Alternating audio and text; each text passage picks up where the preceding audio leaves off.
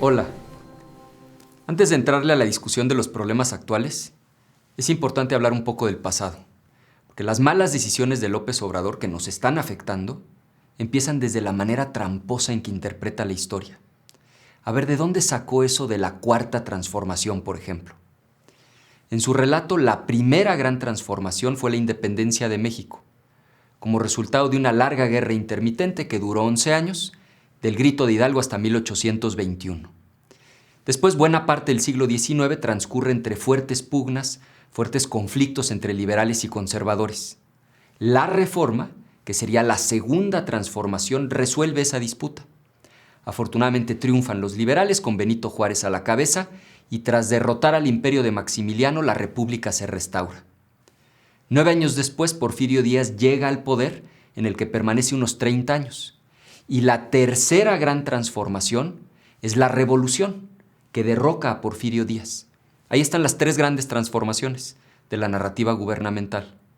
La independencia, primera transformación; la reforma, segunda transformación; la revolución, tercera transformación. Bueno, pues según López Obrador, su llegada al poder representa ni más ni menos que la cuarta transformación. Y aquí empieza el problema. Lo primero que hay que señalar es que ningún movimiento político puede atribuirse en la historia un lugar que no se ha ganado. Vaya, ni Benito Juárez se atrevió a afirmar que él era el protagonista de la segunda transformación. Ese lugar en la historia se lo ganó con hechos. El rasgo más preocupante de la manera en que López Obrador interpreta la historia de México está en su megalomanía, o sea, en su delirio de grandeza. Fíjate nomás, ya se proclamó el protagonista de una transformación que él se imagina a la altura de las tres transformaciones previas. Por eso en el logotipo del gobierno aparecen los personajes que López Obrador eligió de cada una de esas transformaciones. De la independencia, Hidalgo y Morelos; de la reforma, Benito Juárez; y de la revolución, Madero y Lázaro Cárdenas. Y quizá tú ahorita estés pensando, bueno, ¿y qué tiene de grave y de peligroso para México? ¿A mí qué más me da lo que este señor crea? Pues es que la historia nos enseña que la extrema vanidad y las ínfulas de grandeza conducen a grandes errores que se traducen en catástrofes y calamidades. La historia nos enseña que el gobernante megalómano no escucha, no cambia de opinión, siempre cree que tiene la razón y aún frente a la evidencia en contrario, pues siempre tiene otros datos. ¿Quién le va a venir a enseñar algo a alguien que se cree del tamaño de Hidalgo o de Benito Juárez? Y lo más peligroso, un megalómano jamás rectifica, porque cree que su estrategia es la correcta, aunque todo indique que el barco se está hundiendo. Es un poco como el loco que va en el periférico en sentido contrario y piensa que los demás son los que están equivocados. Pues todos sabemos en qué acaba eso. Y aquí no se trata de llevarle la contra o de tratar de hacerlo enojar. Esto lo digo con profunda preocupación por el daño que le está haciendo a nuestro país. Al México que López Obrador te va a dejar a ti.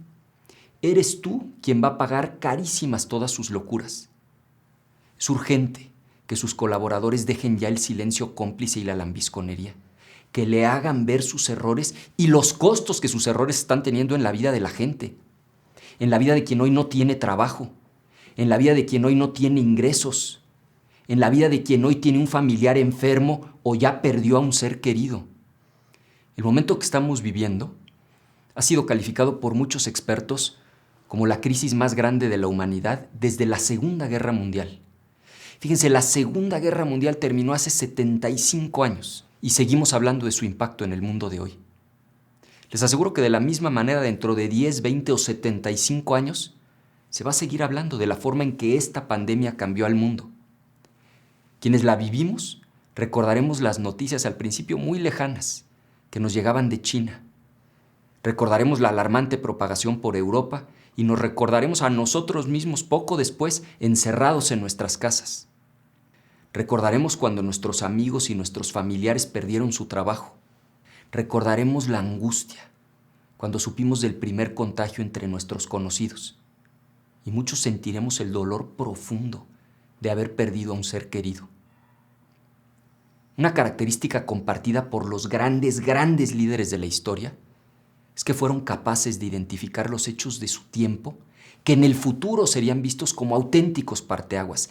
Ese es Juárez en la Reforma, Churchill en la Segunda Guerra Mundial, y con grandeza supieron estar a la altura de las circunstancias. Cuando pasen los años, ¿qué recordaremos de quien en este momento crucial conducía los destinos de México? Lo que son las cosas.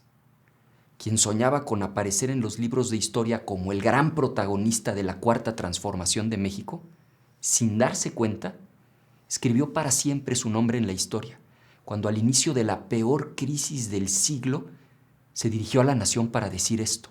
Lo del coronavirus, eso de que no se puede uno abrazar, hay que abrazarse, ¿eh? No pasa nada, o sea, o sea que nos vino esto como anillo al dedo. También recordaremos que se empeñó en dar mal ejemplo, negándose a utilizar un cubrebocas y a mantener la sana distancia. Recordaremos que se empeñó en el capricho de gastar el dinero en hacer una refinería, en lugar de ayudarte a ti cuando más lo necesitabas. Tristemente recordaremos que no estuvo a la altura del momento histórico.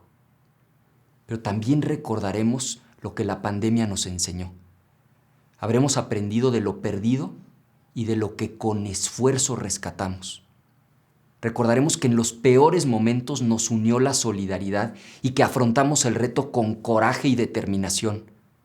Recordaremos que México fue más grande que la adversidad. Recordaremos, no tengo ninguna duda, y tú tampoco debes tenerla, que nos pusimos de pie y logramos salir adelante.